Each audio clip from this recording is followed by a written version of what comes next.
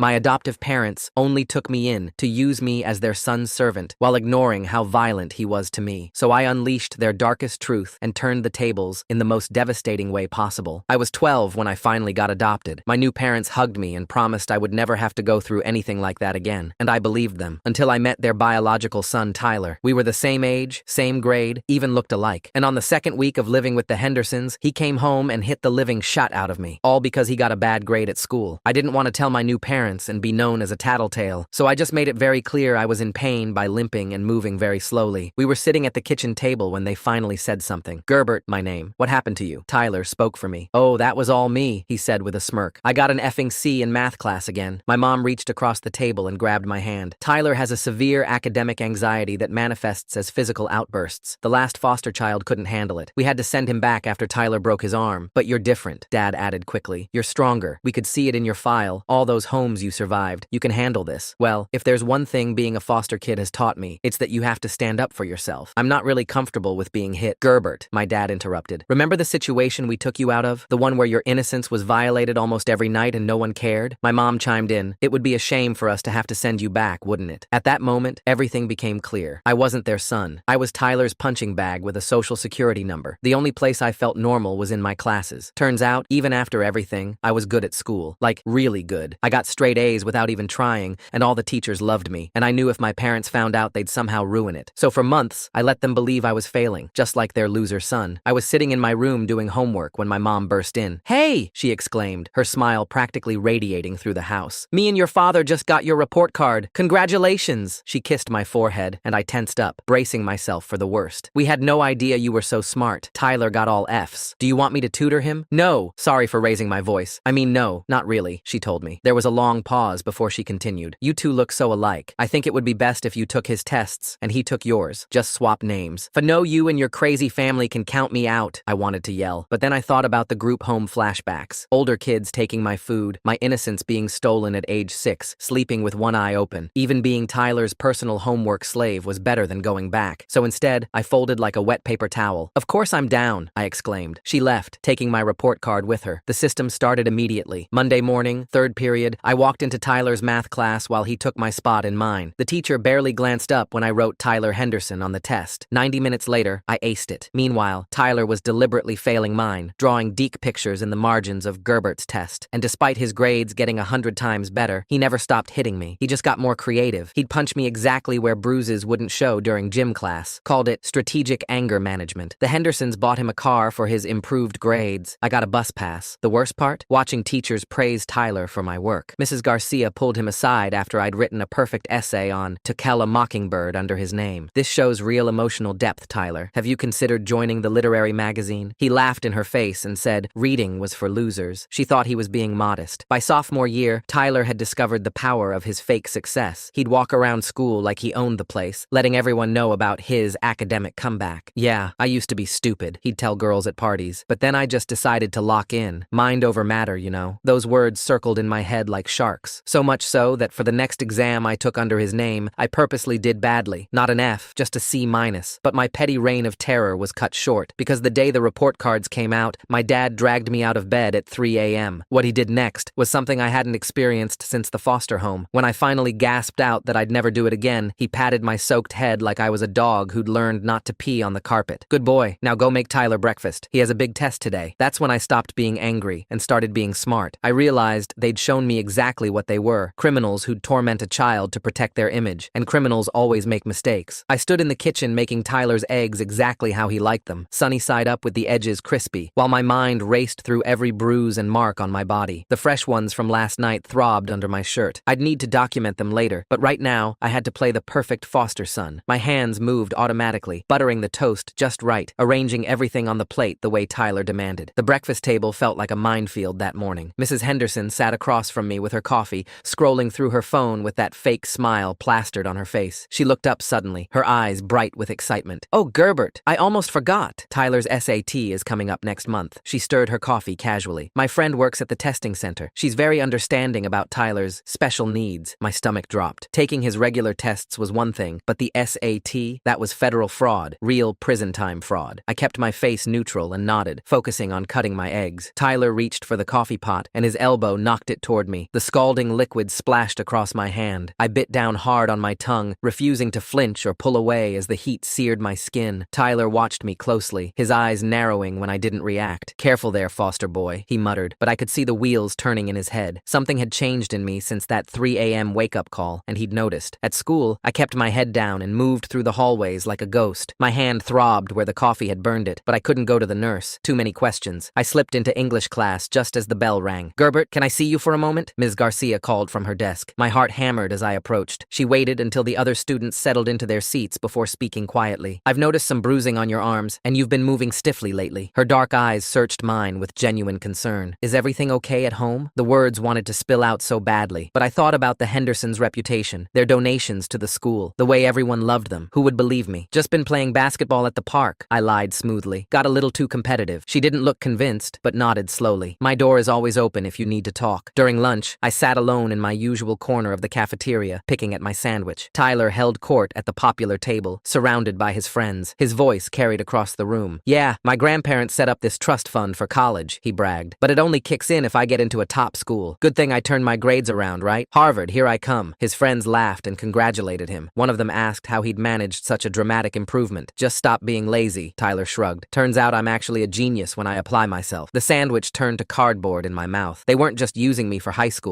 This was their long-term plan, riding my intelligence all the way to Tyler's trust fund. How many years would they keep me trapped? After school, I trudged up to my room, exhausted from maintaining the facade all day. But as soon as I opened the door, I knew something was wrong. My dresser drawers were slightly open. Papers on my desk had been moved. The air smelled like Mrs. Henderson's perfume. My journal. I dropped my backpack and rushed to my mattress, lifting the corner where I'd hidden it. Gone. Panic flooded through me as I tore apart my room, checking every hiding spot. That journal had everything. My documentation of Tyler's abuse, the test-swapping scheme, dates and times and details. Without thinking, I stormed downstairs to the kitchen. Mrs. Henderson stood at the counter, chopping vegetables for dinner. The knife moved in precise, deliberate strokes. "Where is it?" I demanded. She didn't look up. "Where is what, dear?" "My journal. You took it." The knife paused mid-chop. She turned to face me, still holding it, the blade catching the light. "Privacy is earned, not given, Gerbert." Her voice was sweet, but she gripped the knife handle tighter than necessary, bringing it down on a carrot with unnecessary force. "We're a family. Families don't keep secrets." I stared at the knife in her hand, at the way she smiled while holding it. Message received. That evening, I found my journal on my bed. Several pages had been torn out, the ragged edges mocking me. Tyler's fingerprints were visible on the torn pages, deliberate and taunting. Every entry about the abuse, every documentation of what they'd done, gone. At dinner, Mr. Henderson made an announcement. "We've decided to upgrade our home security," he said, cutting into his steak. "Cameras throughout the house, for everyone's safety, of course." "Where exactly?" I asked, trying to keep my voice steady. "Oh, all the common areas, hallways, exits, that sort of thing," he smiled. "And we'll have monitors in our bedroom so we can keep an eye on things." They were closing every escape route, watching every move. Even my room wouldn't be private anymore, with cameras in the hallway monitoring when I left or entered. My phone buzzed with a text from Marcus, my only real friend at school. "Haven't seen you in forever. Want to hang out this weekend?" I stared at the message, realizing how completely the Hendersons had isolated me. Between Tyler's strategic violence, the constant homework, and their surveillance, I'd lost touch with everyone who might help me. Late that night, I waited until the house was quiet before creeping to the bathroom. I locked the door and pulled out my phone, setting the timer function. In the mirror, I carefully photographed each bruise, each mark Tyler had left on me. The camera flash illuminated purple fingerprints on my arms, welts across my ribs. I created a folder on my phone and labeled it Tyler's Achievement Awards. If they found it, they'd think it was academic stuff. The irony wasn't lost on me. The bathroom door handle rattled. I quickly shut off my phone and flushed the toilet, running the sink for cover. Tyler stood in the hallway when I opened the door, his eyes cold and calculating. "What were you doing in there so long?" "Using the bathroom," I said, trying to step past him. He shoved me against the wall, his forearm across my throat. "I know you're planning something, foster boy. I can smell it on you." I met his gaze steadily, not struggling. "I'm not planning anything." He studied my face for a long moment before releasing me. "Good, because if you try anything at all, you'll wish you were back in that group home getting passed around." The next morning, Mrs. Henderson dropped another bomb at breakfast. "Guess what? I've volunteered to be a parent liaison at your school." She beamed at me. "I'll be there every day, helping in the office, attending classes. Isn't that wonderful? My safe space, the one place where I could breathe, gone." She'd be watching me there too, making sure I stayed in line. During study hall, I managed to grab the family iPad while Mrs. Henderson was distracted talking to another parent volunteer. I quickly opened the Messages app, scrolling through old conversations. There it was. Messages from someone named James, dated 6 months ago. "Please help me. I can't take it anymore. Tyler broke my ribs this this time. I'm scared. The messages stopped abruptly, the last one reading, "Please don't let them hurt me anymore. James," the previous foster kid, the one whose arm Tyler had broken. But these messages suggested so much worse. In chemistry class, Tyler slipped me a note with his test answers. They were all wrong, deliberately so. I'd have to correct them while the teacher watched, making it look natural. As I changed each answer, I felt the teacher's eyes on me, suspicious. Mrs. Henderson had scheduled a parent-teacher conference during my library period, my only unsupervised time at school. Now I'd have to sit there while she discussed Tyler's remarkable improvement with teachers who praised my work under his name. I tried one more time with the school counselor, choosing my words carefully. "I'm worried about a friend," I said. "They're in a bad situation at home." The counselor, Mrs. Patterson, leaned back in her chair. "What kind of situation?" "Their family expects things from them, makes them do things they're not comfortable with." She frowned. "Are you talking about the Hendersons? Because they're pillars of this community. They've saved so many foster children, donated so much to our programs. Whatever you think you're seeing, I'm sure you're misunderstanding." Dead end. Another door closed, but I wasn't giving up. During Tyler's next test, I took photos of his actual work before swapping our papers. F after F, wrong answer after wrong answer. Evidence. While organizing Mrs. Henderson's home office as part of my chores, I found a folder marked foster care. Inside were documents showing they received $800 monthly for me. But there was more. Applications for other foster children, with notes in the margins. Honor roll student, academic potential, similar appearance to Tyler. They'd done this before. They were planning to do it again. At Sunday dinner with Tyler's grandparents, I watched them fawn over their grandson's transformation. "We always knew Tyler had it in him," his grandmother said, patting his hand. "Such a smart boy." She slipped me a $20 bill when no one was looking. "For all your hard work," she whispered, and I realized she knew. Maybe not the details, but she knew something. The pattern was clear now. The Hendersons specifically requested foster kids who could boost Tyler's grades. Kids who were vulnerable, who had nowhere else to go. Kids like me and James. Sarah, Tyler's ex-girlfriend, approached me after school one day. "It's weird," she said. "Tyler was always so dumb when we dated. Could barely write a text without spelling errors. Then suddenly he's writing these brilliant essays." I chose my words carefully. "People change." "Not that much," she insisted. "I still have his old texts. He couldn't even spell definitely. Now he's using words like ubiquitous in casual conversation. A seed of hope." I suggested maybe something was off about Tyler's transformation. Sarah's eyes lit up with recognition. "He still can't explain his own essays." I asked him about the symbolism in his mockingbird analysis, and he went completely blank. Tyler must have seen us talking because that afternoon in the locker room, he cornered me. His fists found all the spots that wouldn't show, precise strikes that left me gasping. "Stay away from Sarah," he hissed, "or next time will be worse." That evening at dinner, Mr. Henderson mentioned casually that Sarah's father had just lost a major contract with his company. "Such a shame," he said, not looking at me. "These things happen in business." The threat was clear. "Cross us, and we'll destroy your family too." Mrs. Henderson started requiring me to attend Tyler's social events as his tutor. The first was a pool party at his friend's house. I sat in the corner with textbooks while Tyler splashed around, accepting congratulations for his academic turnaround. Mrs. Henderson introduced me to other parents as Tyler's charity case, the poor foster kid they'd graciously taken in. The humiliation burned worse than any bruise. I recognized the psychological torture for what it was. They wanted to break my spirit, make me grateful for whatever scraps they threw my way. That night, I started a new journal, this time hidden inside the lining of an old jacket in my closet. I documented every instance of forced tutoring, every public humiliation, every strategic placement of me as Tyler's inferior. 3 days later, Marcus showed up at the house unexpectedly. I was doing Tyler's homework in the living room when the doorbell rang. Mrs. Henderson answered, her smile faltering when she saw who it was. Marcus pushed past her politely but firmly, spotting me on the couch. His eyes widened as he took in the scene. Me surrounded by Tyler's assignments, the new security cameras mounted in every corner, the way I instinctively shrank when Mrs. Henderson moved. He mouthed something I couldn't catch at first. Then I read his lips clearly. The profanity was obvious even without sound. He'd seen how I acted around the family, the fear I couldn't quite hide. Mrs. Henderson recovered quickly, turning on the charm. She offered Marcus cookies, asked about his family, complimented his shoes, but as she led him to the kitchen for refreshments, I managed to slip a folded note into his pocket. 4 words, scrawled in desperation. "Help me." Marcus palmed it smoothly, his face never changing. He stayed for exactly 15 minutes, making small talk while I sweated through Tyler's calculus homework. When he left, he squeezed my shoulder. Message received. The next morning at school, I created a backup email account using the library computer. The Hendersons monitored my regular accounts, but they didn't know about this one. I started forwarding myself photos, documenting dates and times, building a case. During lunch, I found a payphone near the gym that still worked. My hands shook as I dialed child services. The hold music played for 30 minutes. 30 minutes of looking over my shoulder, expecting Mrs. Henderson to materialize. Finally, I hung up in frustration. The system that was supposed to protect kids like me was overwhelmed, understaffed, useless. Marcus started texting me that afternoon, but in code. We pretended to to discuss a video game we'd never played. Need backup in this level meant he was checking if I was in danger. Boss fight tonight meant the Hendersons were escalating. Found a cheat code meant he had information. I discovered Tyler's college application essays in the trash behind the school. All in my handwriting. My words, my ideas. Harvard, Yale, Princeton. He was aiming high with my brain. I photographed each page before Tyler showed up and burned them in the parking lot, watching me the whole time to make sure I didn't keep copies. Sarah found me after school, her sister Catherine standing beside her. Catherine was older, maybe 20, with tired eyes and a knowing look. Catherine revealed that she'd gone to school with James, the previous foster kid. The Hendersons had told everyone he'd been sent back to the system for violence, but Catherine knew better. James had run away, terrified. He was living in a shelter 2 towns over, still looking over his shoulder. At dinner, I carefully mentioned James, watching their reactions. Mr. Henderson's jaw tightened like a vice. Mrs. Henderson's smile turned plastic. Tyler smirked knowingly. Mr. Henderson set down his fork deliberately. His words came out measured, controlled. Some children simply couldn't be helped, he explained. Some were too damaged, too difficult. The Hendersons had tried their best with James, but he'd been ungrateful, violent, unstable. The lies rolled off his tongue like water. Mrs. Henderson nodded along, her smile never quite reaching her eyes. Tyler's smirk widened. The SAT loomed 2 weeks away. Federal fraud, real consequences. The thought made my hands shake as I cleared the table. Mrs. Henderson noticed and patted my shoulder, her touch making my skin crawl. Through Sarah's sister, I tracked down James. The meeting happened at a McDonald's halfway between towns. He looked smaller than I'd expected, hunched over a cold coffee, flinching whenever the door opened. His hands shook as he told me his story. The Hendersons had done the same thing to him. Test swapping, grade fraud, strategic abuse. But when he'd tried to refuse the SAT scheme, they'd threatened to report him as violent to every foster agency in the state. No family would take a violent kid. He'd age out on the streets, so he ran, left everything behind and disappeared. The broken arm Tyler bragged about? James showed me the x-rays he'd kept. Multiple fractures, months of healing. Tyler had used a baseball bat. Back at school, cracks started showing in Tyler's facade. Teachers began noticing the disconnect between his written work and verbal abilities. Ms. Garcia asked him about symbolism in an essay he'd supposedly written. Tyler went completely blank, mumbling something about needing to review his notes. The math teacher caught him unable to solve a basic equation on the board. The history teacher noticed he couldn't discuss any of the themes from his papers. Whispers started. Questions arose. The Hendersons made their next move during a family meeting. They offered me a deal. Continue helping Tyler through college, and they'd pay for my education too. 4 years at any school I wanted, all expenses covered. All I had to do was keep being Tyler's brain. I saw it for what it was. 4 more years of slavery. 4 more years of bruises and humiliation. 4 more years of watching Tyler take credit for my mind while I lived in his shadow. Teachers started comparing notes in the faculty lounge. Ms. Garcia remembered similar writing from a foster student years ago. The math teacher recalled another kid who'd suddenly stopped attending. Patterns emerged. Mrs. Henderson's perfect image began to crack. When confronted about the mounting suspicions at a parent-teacher conference, she snarled at me in the parking lot before catching herself. The mask slipped for just a moment, revealing the monster underneath. I discovered more evidence in Mr. Henderson's home office. Tax documents showing they'd claimed me as a dependent while pocketing the foster care money. Educational expenses they'd never paid. Years of financial fraud documented in their own handwriting. Ms. Garcia pulled me aside after class one day. She knew something was wrong. She'd started keeping copies of all student work, noting the similarities between Tyler's essays and papers from previous years. She couldn't prove anything yet, but she was building a case. Marcus created a cloud storage account from his house, sharing access through a gaming app the Hendersons didn't monitor. When I logged in, my heart stopped. He'd already uploaded gigabytes of evidence I'd smuggled out on USB drives hidden in my shoes, photos, documents, recordings, everything. Sarah chose to help despite her father's warnings. The contract loss? She'd investigated and found it was due to a competitor's better bid, not the Hendersons' influence. The timing had been coincidental. They'd used it as a threat, but they didn't have the power they pretended to have. Our small network met secretly at Marcus's house. Me, Marcus, Sarah, and Catherine. We planned carefully, knowing we had one shot. The evidence was overwhelming, but we needed to present it right. I refused Sarah's suggestion to plant fake evidence. We had enough real documentation. We needed to do this clean, do this right. No shortcuts that could backfire. During a heated family argument about college applications, Tyler slipped. He mentioned not understanding the essay he wrote, catching himself too late. His parents exchanged panicked looks. I recorded it all on my phone hidden under the table. James agreed to provide a sworn statement, though terror still gripped him. His hands shook as he wrote out his experience. Every detail, every abuse, every forced test. Evidence of a pattern spanning years. Tyler's girlfriend dumped him very publicly in the cafeteria. She announced to everyone within earshot that he was actually dumb, that he'd been lying about his intelligence. The words spread like wildfire. Students started noticing the discrepancies. Social media posts questioned Tyler's transformation. A hashtag started trending locally. The Hendersons carefully carefully constructed image began crumbling. Marcus's older brother, a law student, reviewed our evidence. His assessment was clear. Multiple crimes documented: fraud, abuse, tax evasion. The Hendersons had left a paper trail a mile wide. When confronted about the mounting suspicions, Mrs. Henderson finally broke character completely. She snarled at me in the kitchen, her real face showing. Then she caught herself, smoothing her features back into that fake smile. But I'd seen the truth. Teachers who once praised the Hendersons started distancing themselves. Ms. Garcia apologized for not seeing it sooner. She admitted she'd suspected something with James, but had no proof. Now she did. The Hendersons started making mistakes. They forgot to check my backup phone. They missed my evidence gathering. Their perfect system was falling apart as pressure mounted from all sides. Sarah's sister revealed the final piece. James hadn't just been physically abused. He'd been forced into the exact same test-taking scheme. She had Henderson documents showing the pattern refined over years. This wasn't their first victim, or their second. This was a system. I made sure Tyler's younger cousins stayed away from the situation. During tense family gatherings, I distracted them with games and stories. Whatever happened, innocent kids wouldn't be collateral damage. Ms. Garcia, the counselor who'd dismissed me, and 3 other teachers formed an unofficial alliance. They couldn't act officially yet, but they watched out for me, made sure I was never alone with Tyler, documented everything they saw. Mrs. Henderson tried to charm Marcus's parents, showing up with a pie and compliments, but Marcus had already told them enough. They were polite but distant, not buying her act. The grandparents visited unexpectedly one afternoon. Tyler was struggling with basic math homework, and without thinking, I started explaining the concept. His grandmother's face changed as she watched. The realization dawned slowly but surely. Word spread through the parent network. Something was off about the Henderson family situation. People started asking questions. Why did Tyler never study with friends? Why couldn't he help with group projects? Why did his verbal abilities not match his written work? During a computer lab session, I used Marcus's login to access our cloud storage. All the evidence compiled into one protected document. Dates, times, photos, recordings, everything organized and ready. The SAT was 48 hours away. Decision time. Take the test and commit federal fraud, or expose everything now. The testing center Mrs. Henderson's friend worked at expected me to show up as Tyler. During a family photo shoot for Tyler's college applications, the photographer noticed my bruises. He saw the family dynamic, the way I flinched when Tyler moved too quickly. He said nothing, but his eyes spoke volumes. Reality hit hard. Exposing the Hendersons meant giving up any chance at college funding. I'd age out of foster care with nothing. No safety net, no support. But continuing meant selling my soul for 4 more years. At a school assembly about academic integrity, I stood up during the question period. My voice carried across the auditorium as I asked about test-taking fraud. What would happen to students who had others take their tests? What about SAT fraud specifically? Tyler visibly sweated in his seat. The principal's eyes narrowed as he looked at Tyler, then at me. The question hung in the air like a bomb. Parents started questioning why Tyler never studied with their kids anymore, why he couldn't explain basic concepts from his supposed essays, why his in-class performance didn't match his grades. The accumulated evidence created an undeniable pattern. Even the Hendersons' sterling reputation couldn't overcome the mountain of documentation. Truth has a way of surfacing, no matter how deep you try to bury it. Mrs. Henderson made a last-ditch attempt to destroy evidence, but she discovered I'd hidden copies everywhere. A USB in her own jewelry box, files on school computers, photos backed up in multiple clouds. She'd taught me to be thorough, and I'd learned well. The Hendersons planned to send me back immediately. Emergency removal, they called it, claiming I was unstable, violent, a danger to their family. But I'd already arranged to stay with Marcus's family. The paperwork was filed. They couldn't touch me. When Mr. Henderson tried to physically grab me to prevent me from leaving, Marcus's father intervened. He stepped between us, his presence a wall the Hendersons couldn't cross. Other parents materialized, watching, witnesses everywhere. The house of cards was falling, every lie exposed, every manipulation revealed. The Hendersons' perfect image shattered like glass, and everyone could see the ugly truth underneath. Tyler cracked under the mounting pressure during his grandparents' next visit. They'd arrived unannounced again, this time with questions about his college applications. When they asked him to explain the themes in one of his essays, Tyler's face went blank. His grandmother pulled out a printed copy, pointing to specific passages. Tyler stammered, unable to articulate basic concepts from work he'd supposedly written. The grandmother's eyes moved between Tyler and me, understanding crystallizing on her face. She folded the essay carefully, tucking it into her purse. The grandfather's jaw tightened as he watched his grandson struggle with simple follow-up questions about the application materials. That evening, Tyler cornered me in my room, desperation replacing his usual arrogance. He grabbed my shoulders, shaking me as he demanded I fix this mess. His grip left new bruises, but his panic showed cracks in the family's foundation. Mrs. Henderson appeared in the doorway, pulling Tyler away while maintaining her practiced smile for the grandparents downstairs. The next morning brought an emergency family meeting. The grandparents sat across from the Hendersons while I served coffee, playing my role. Tyler's grandfather produced produced a folder containing years of Tyler's actual schoolwork, assignments his teachers had given directly to the grandparents during elementary school visits. The handwriting, the intelligence level, everything contradicted Tyler's recent academic miracle. Mrs. Henderson attempted damage control, weaving elaborate explanations about tutoring and late development. But when the grandfather asked Tyler to solve a basic algebra problem, the truth became undeniable. Tyler threw his pencil down, finally admitting he'd never written any of the essays or taken any of the tests. His confession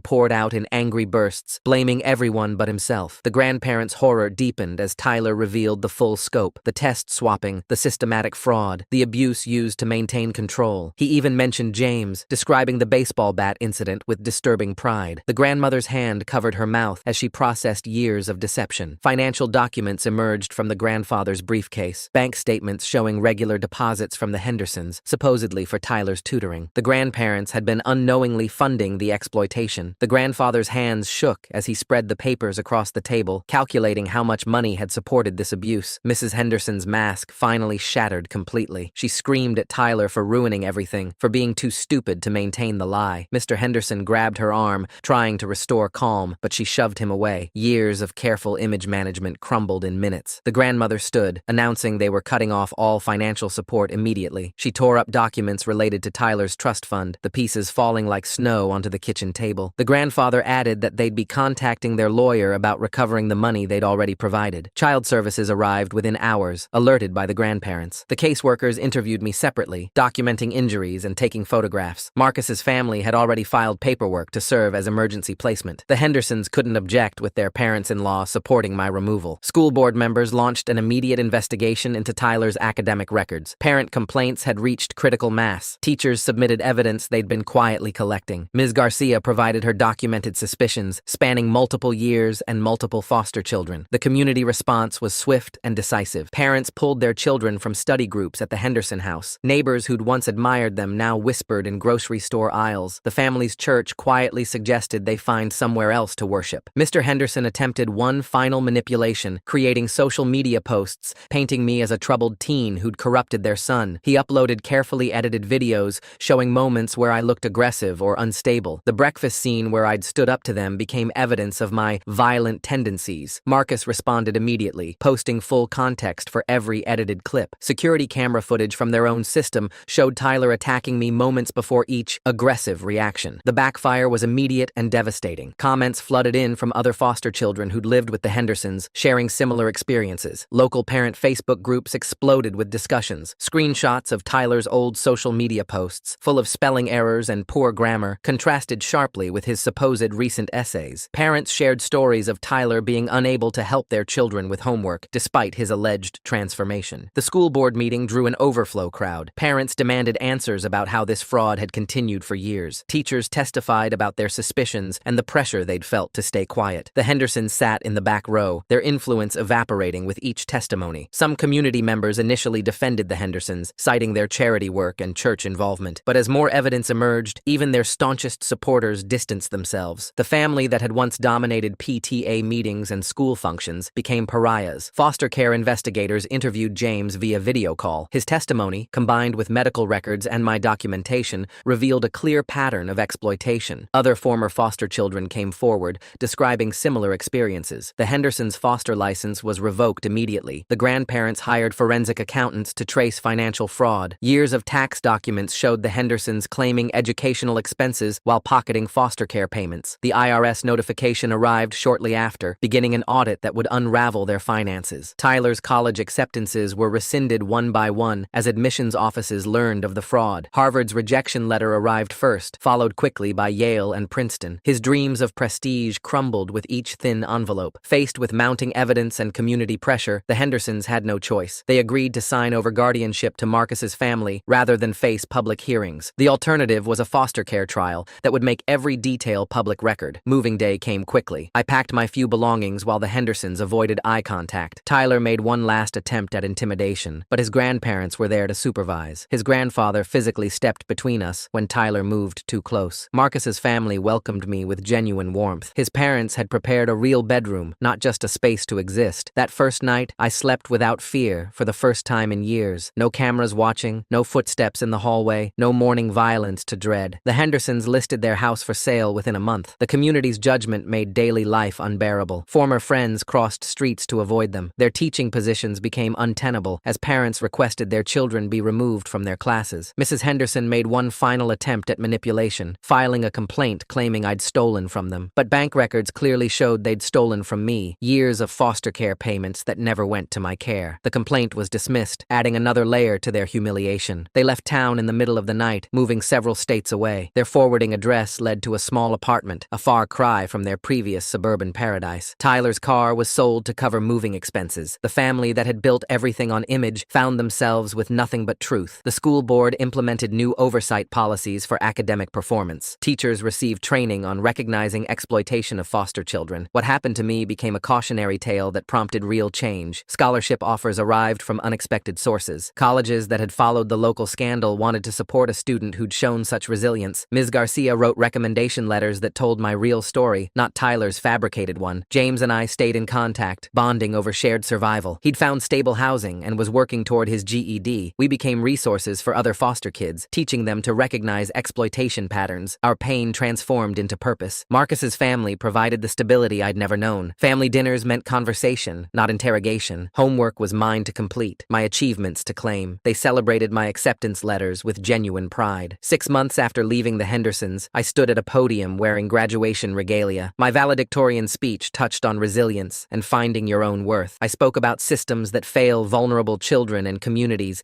that enable abuse through willful blindness. The audience included my chosen family, Marcus and his parents, Sarah and Catherine, Ms. Garcia and the teachers who'd finally acted. Even Tyler's grandparents attended, their support a form of apology for years of unknowing complicity. Meanwhile, the Hendersons struggled in their new location. Without their reputation and connections, they were just another family getting by. Tyler worked minimum wage, his dreams of easy success shattered. The premium they'd placed on image left them with nothing when that image crumbled. My academic brilliance, no longer stolen for someone else's benefit, opened doors I'd never imagined. Full scholarships, research opportunities, a future built on my own merit. The intelligence they'd exploited became my path to freedom. The foster care system, while still flawed, implemented better monitoring for academic exploitation. Caseworkers received training on recognizing the signs. Other children would be protected from what I'd endured. Tyler's grandparents established a scholarship fund for foster children pursuing higher education. Their guilt over unknowingly enabling abuse transformed into action. They insisted I help select recipients, ensuring the money went to those who'd earned their achievements. I chose a college far from that town, but I carried its lessons with me. Trust, once shattered, rebuilt slowly through consistent care from Marcus's family. Therapy helped process trauma that went deeper than physical bruises. My story spread through foster care networks, not as gossip, but as guidance. Social workers shared it in training sessions. Foster children learned to document abuse and build support networks. What the Hendersons did to me became a blueprint for what to watch for and how to escape. Tyler attempted to contact me once, a rambling message about how I'd ruined his life. I didn't respond. His inability to take responsibility showed he'd learned nothing. The Hendersons had created a monster who believed he deserved success without effort, and now he faced reality without their protection. I graduated summa fluid laude, my achievements entirely my own. The stage walk felt different when the diploma had my name on work I'd actually done. No one could take that away or claim credit for my success.